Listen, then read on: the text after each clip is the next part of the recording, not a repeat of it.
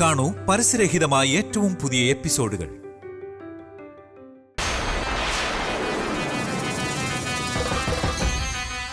ആ പൂജാരി ആ വേലിന്റെ അടുത്തിരുന്ന് അദ്ദേഹം ചെയ്ത പൂജകളൊക്കെ വെച്ച് നോക്കുമ്പോൾ അയാളുടെ ശക്തമായ മന്ത്രത്താല് ആ വേലിനെ സംരക്ഷിക്കുന്നു എന്നല്ലേ അതിന്റെ അർത്ഥം?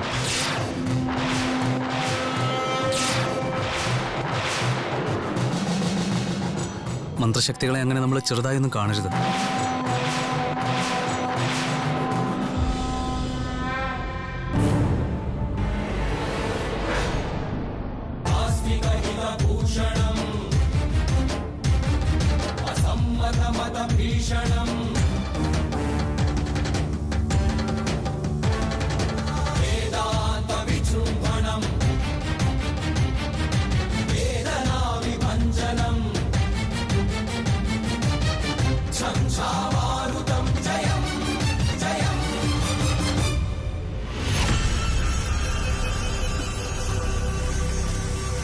ആ വേല് സംരക്ഷിക്കാൻ ആളുണ്ടെന്നുള്ള കാര്യം നമ്മുടെ കണ്ണുകൊണ്ട് കണ്ടില്ലേ? അതെ. നഗരട്ടെ, ഞാൻ പോയിട്ട് വരാം. ശരി.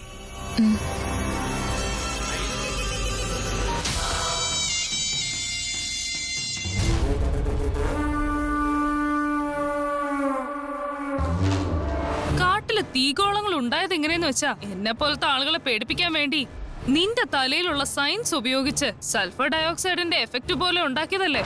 ഏയ് വാടാ.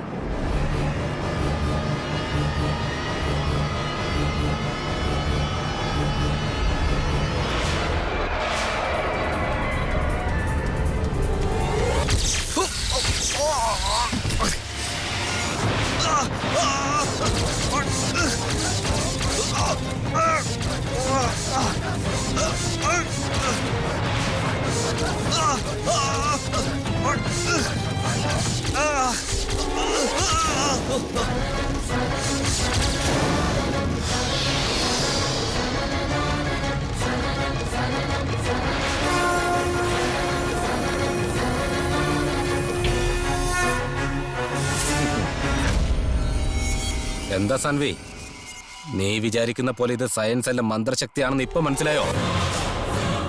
ആ, എല്ലാം ഇപ്പൊ മനസ്സിലായി കാണുമല്ലോ. എന്റെ സ്നേഹിതൻ ശങ്കർ വന്നിട്ടുണ്ട്.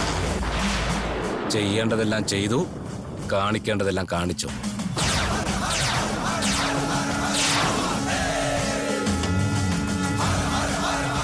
ശങ്കർ വന്നെന്നല്ലേ പറഞ്ഞത്? എനിക്ക് തീകോളം അല്ലാതെ മറ്റൊന്നും കാണാൻ കഴിയുന്നില്ലല്ലോ. അപ്പൊ ഉറപ്പായും ഇത് മന്ത്രശക്തി തന്നെയാണ്. ഈ മന്ത്രശക്തിയെ തകർക്കണമെങ്കിൽ എനിക്ക് എന്തായാലും ആ ദുർമന്ത്രവാദിനെ ഇങ്ങ് വരുത്തിയേ പറ്റൂ.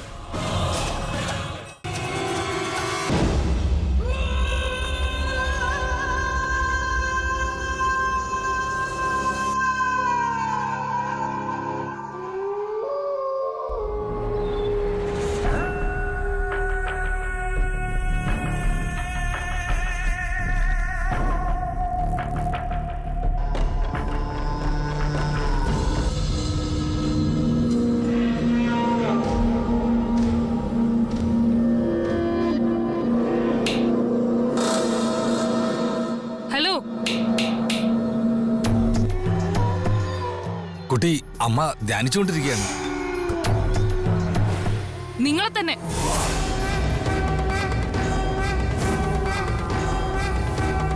എന്നെ ധ്യാനത്തിൽ നിന്നുണർത്തി നീ വലിയൊരു തെറ്റ് ചെയ്തു.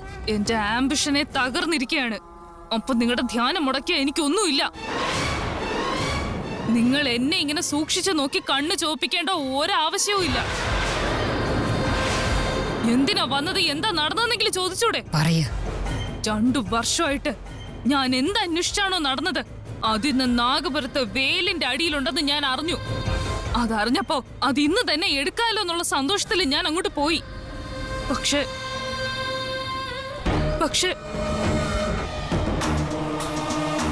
പക്ഷേ സംഭവിച്ചത് എന്താന്ന് പറയൂ. ആ വേലിന്റെ അടിയിൽ എന്തോ ഒരു രഹസ്യമുണ്ട്. അത് നമ്മൾ എടുക്കാൻ ശ്രമിക്കുമ്പോ തീഗോളങ്ങളാണ് അവിടുന്ന് വരുന്നത്. അവിടെ നടന്ന കാര്യങ്ങൾ ഞാൻ വീഡിയോ എടുത്ത് വെച്ചിട്ടുണ്ട്, നോക്ക്.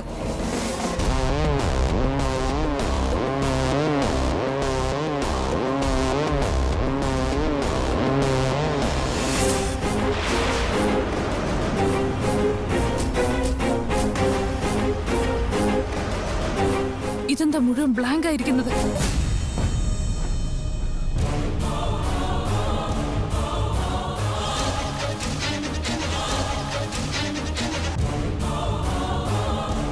നീ എടുത്തത് ഇതിലിപ്പോൾ കാണുന്നില്ല എങ്കിൽ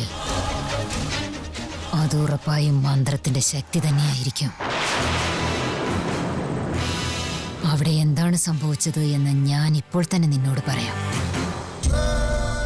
അമ്മടാ അമ്പടാ.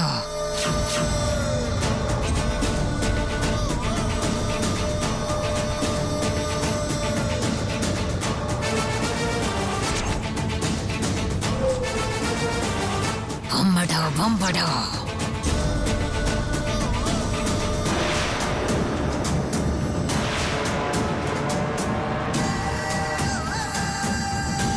അവിടെ എന്റെ യന്ത്രങ്ങളൊന്നും വർക്ക് ചെയ്യുന്നില്ല. ഇവിടെ നിന്റെ മന്ത്രങ്ങളും ഒന്നും വർക്ക് ചെയ്യുന്നില്ലല്ലോ.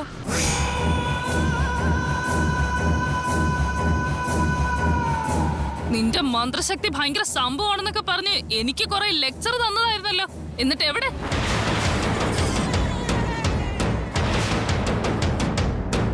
മന്ത്രശക്തി എനിക്ക് അത്ര എളുപ്പത്തിൽ കിട്ടിയതൊന്നുമല്ല. കഠിനമായ തപസ്സിലൂടെയും ദൈവാനുഗ്രഹം കൊണ്ട് ലഭിച്ചതാണ്. എന്റെ കഴിവിനെ കളിയാക്കി സംസാരിക്കരുത്. സത്യം എന്താണെന്ന് ആദ്യം അന്വേഷിക്കുക. ഒന്നും അവിശ്വസിക്കാതിരിക്കുക.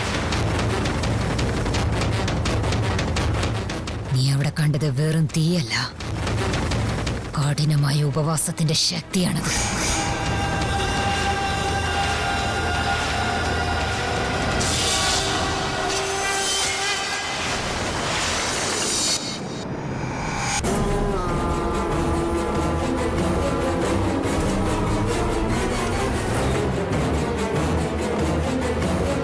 സൂര്യോദയത്തിന് സമയമാകാറായതിനാൽ എന്റെ മന്ത്രശക്തി വേണ്ട വിധം ഉപയോഗിക്കാൻ കഴിയുന്നില്ല. സൂര്യാസ്തമയം വരെ ഞാൻ ധ്യാനത്തിൽ തന്നെയായിരുന്നുവെങ്കിൽ അതിനുശേഷം എന്റെ മന്ത്രശക്തി 3 ഇരട്ടിയായിടും. അതിനുശേഷം യാതൊരു ശക്തിക്കും എന്നെ തടയാൻ കഴിയുകയില്ല.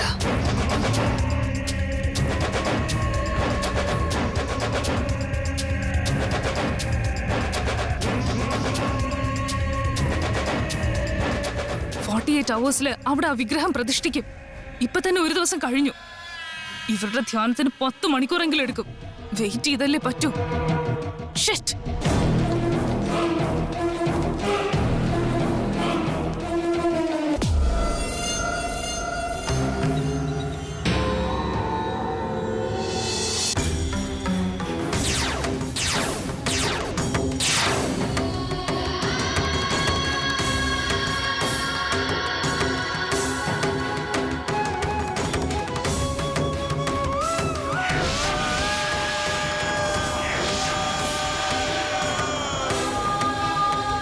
അത്രയും ദൂരം പോയ ഞങ്ങള് ഒന്നും കണ്ടെത്താതെയാണല്ലോ തിരികെ വന്നത്.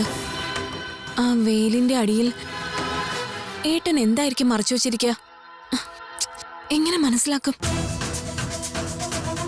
ഇന്നലെ കണ്ട ആളാരായിരിക്കും? അയാൾക്ക് എങ്ങനെ ഇത്രയും ശക്തി? എന്താ നടക്കുന്നത്? ഒന്നും മനസ്സിലാവുന്നില്ലല്ലോ. ഏട്ടനെ ഇപ്പൊ എങ്ങനെയാ കണ്ടുപിടിക്കുക? ഇപ്പൊ ഞാൻ എന്ത് ചെയ്യും?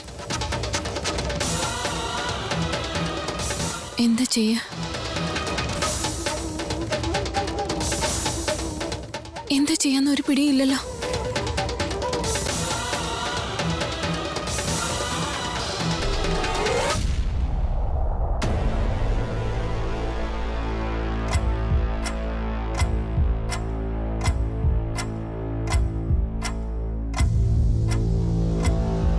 ഇനി വിഗ്രഹത്തെ എങ്ങാനും പ്രതിഷ്ഠിച്ചാൽ അതിന്റെ താഴെ എന്താണെന്നുള്ളത് മനസ്സിലാക്കാൻ പറ്റാതെ പോകും. അത് സംഭവിക്കുന്നതിന് മുമ്പ് എന്തെങ്കിലും ചെയ്തേ പറ്റൂ. എന്താ ചെയ്യുക?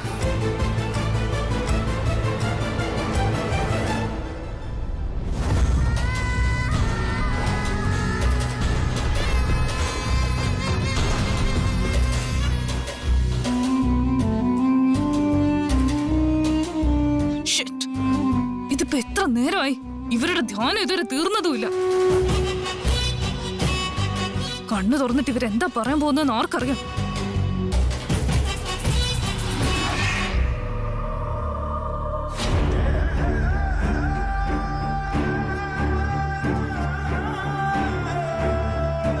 ഇനി കുറച്ച് സമയത്തിനുള്ളിൽ അവിടെയുള്ള വിഗ്രഹം പ്രതിഷ്ഠിച്ച് ക്ഷേത്രം ഉണ്ടാക്കാം. അതോടെ ആ രഹസ്യം എന്നോടൊപ്പം തന്നെ ചരിത്രമായി തീരും. സാൻവിയോ മറ്റാരായാലും ശരി, ഉറപ്പായിട്ട് അത് മനസ്സിലാക്കാൻ പാടില്ല.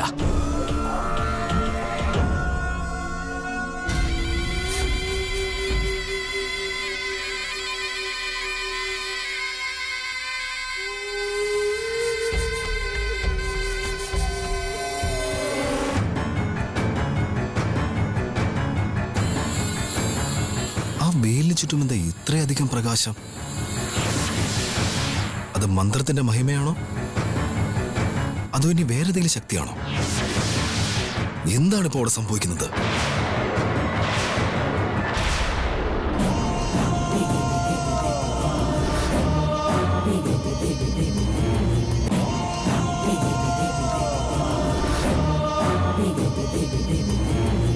എന്തായിരിക്കും അത്?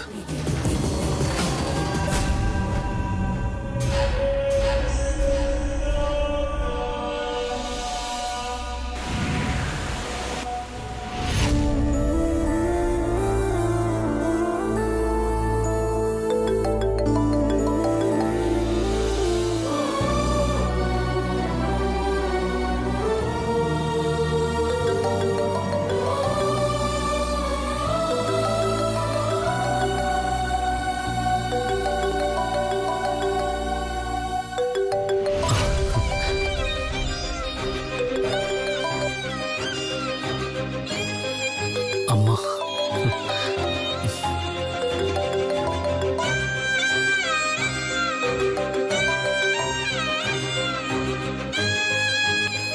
ഇതെന്താ ഇങ്ങനെ ഇത്ര രാവിലെ തന്നെ?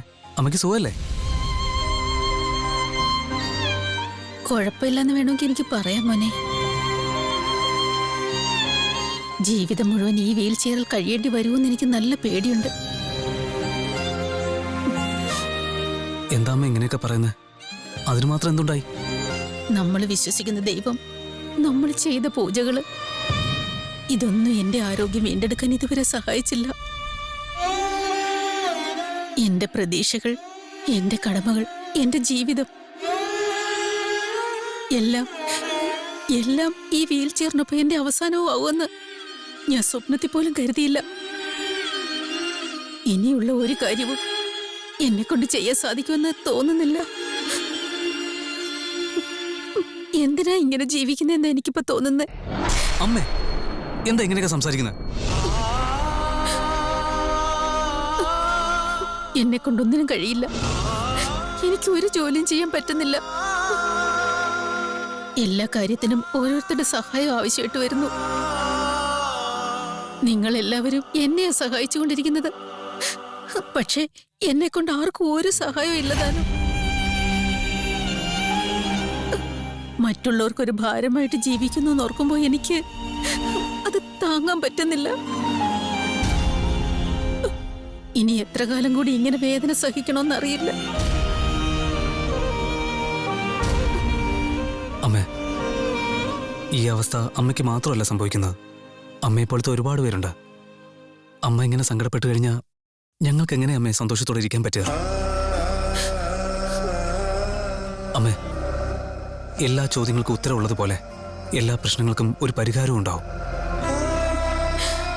അമ്മയുടെ ഈ അസുഖം മാറാനുള്ള മരുന്ന് ഉറപ്പായിട്ടും ഉണ്ടാവും. അതെന്തായാലും ഞാൻ കണ്ടെത്തും അമ്മേ. അമ്മ ടെൻഷനാവാതിരിക്കെ. പ്ലീസ് അമ്മേ, ഇനി ഒരിക്കലും അമ്മ ഇങ്ങനെ സംസാരിക്കരുത്, പ്ലീസ്. എന്റെ വേദനകൾ മുഴുവൻ നിന്നോട് പറഞ്ഞിട്ട് നിന്നെ വേദനിപ്പിക്കണമെന്ന് ഒരാഗ്രഹവും ഇല്ല എനിക്ക്. സോറി മോനെ. എന്നോടെന്തിനാ അമ്മ സോറി പറയുന്നത്? അമ്മ എപ്പോഴും സന്തോഷമായിരിക്കണം. അമ്മയുടെ അസുഖം എത്രയും പെട്ടെന്ന് ഭേദമാവും. എന്നെ വിശ്വസിക്കാമേ. എനിക്കിനി ഇവിടുന്ന് എഴുന്നേറ്റ് നടക്കാൻ കഴിയുമെന്നാണോ പറയുന്നത്? അമ്മേ, മനുഷ്യനെ കൊല്ലുന്ന വിഷത്തിന് പോലും മറുമരുന്നുള്ളപ്പോ അമ്മയുടെ ഈ അസുഖത്തിന് മരുന്നുണ്ടാവില്ലേ? ഒരു മന്ത്രത്തെ എതിർക്കുന്നതിന് പോലും വേറെ മന്ത്രങ്ങളും തന്ത്രങ്ങളും ഈ പ്രപഞ്ചത്തിലുണ്ടെന്ന് അമ്മ തന്നെയല്ലേ എനിക്ക് പറഞ്ഞു തന്നിട്ടുള്ളത്. അങ്ങനെ മന്ത്രത്തിന് പോലും മറുമന്ത്രമുള്ളപ്പോ ഒരു അസുഖം കാരണം ഈ ഗതി വന്ന അമ്മയ്ക്ക് ഇത് ഭേദമാകാൻ ഉറപ്പായിട്ടും ഒരു മരുന്നുണ്ടാവും അമ്മേ. അതിന് കുറച്ച് സമയമെടുക്കും. റിലാക്സ് അമ്മേ.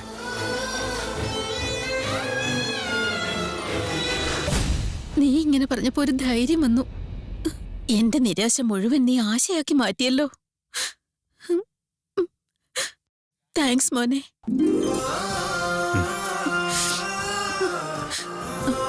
ഞാൻ വെക്കുകയാണേ. സൂക്ഷിക്കണേ മോനെ. ശരി അമ്മേ.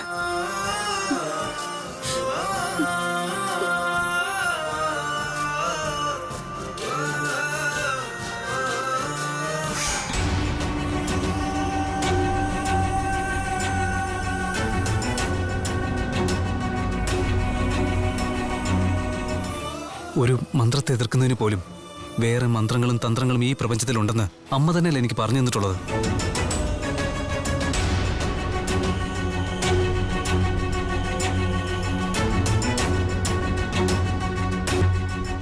യെസ്.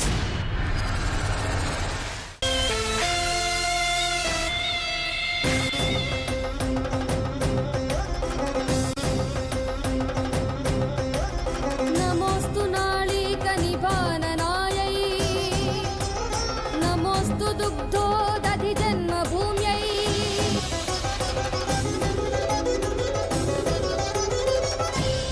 നമസ്കാരം അമ്മേ. നമസ്കാരം അമ്മേ. നമസ്കാരം. നമസ്കാരം മോനെ. തിരുമേനി അകത്തുണ്ടോ? ആ ഉണ്ട്, അകത്തേക്ക് വരും.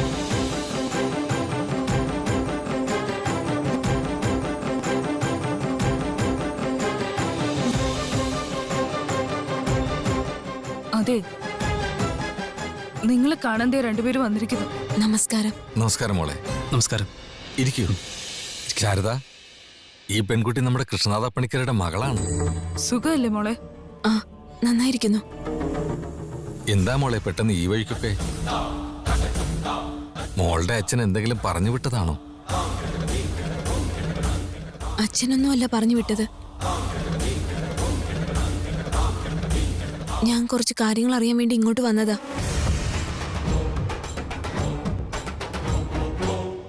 പറ മോളെ. എന്റെ ഏട്ടനും താങ്കളുടെ മോനും ഒരേ സമയത്താണ് കാണാതെ പോയതെന്ന് എന്റെ അച്ഛനോട് സംസാരിക്കുന്നത് ഞാൻ കേട്ടായിരുന്നു. 2 വർഷത്തിന് മുൻപ് ആ വേൽ പുറത്തു വന്ന ദിവസം എന്റെ മകനോടൊപ്പം നിങ്ങളുടെ മകനെയും കാണാതായതല്ലേ?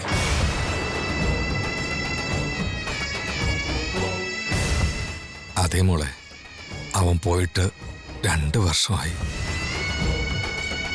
എന്റെ ഒറ്റ മകൻ. ഇപ്പോഴും എനിക്ക് അവനെ മറക്കാൻ പറ്റുന്നില്ല മോളെ.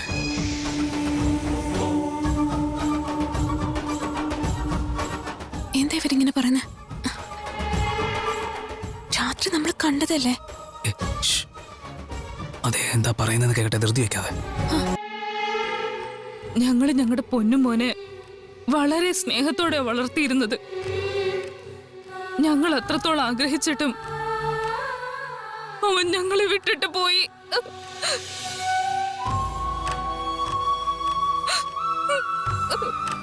നിങ്ങളുടെ മകനെ കുറിച്ച് ചോദിച്ച് ഞാൻ നിങ്ങളെ രണ്ടുപേരെയും കുറച്ച് ബുദ്ധിമുട്ടിച്ചു അല്ലേ? എന്നോട് ക്ഷമിച്ചേക്ക്. അതൊന്നും സാരമില്ല മോളെ. നീ ഞങ്ങളെ ഓർമ്മിപ്പിച്ചില്ലെങ്കിലും ഞങ്ങള് അവനെ ദിവസം ഓർക്കുന്നുണ്ട്. മകനെ കാണാതായതിനു ശേഷം പിന്നീട് ഒരിക്കലും വീട്ടിലേക്ക് തിരിച്ചു വന്നില്ലേ? സത്യത്തിൽ എന്താ സംഭവിച്ചത്? മരിച്ചുപോയ ആള് എങ്ങനെ ഉയരോടെ തിരിച്ചു വരും മോളെ?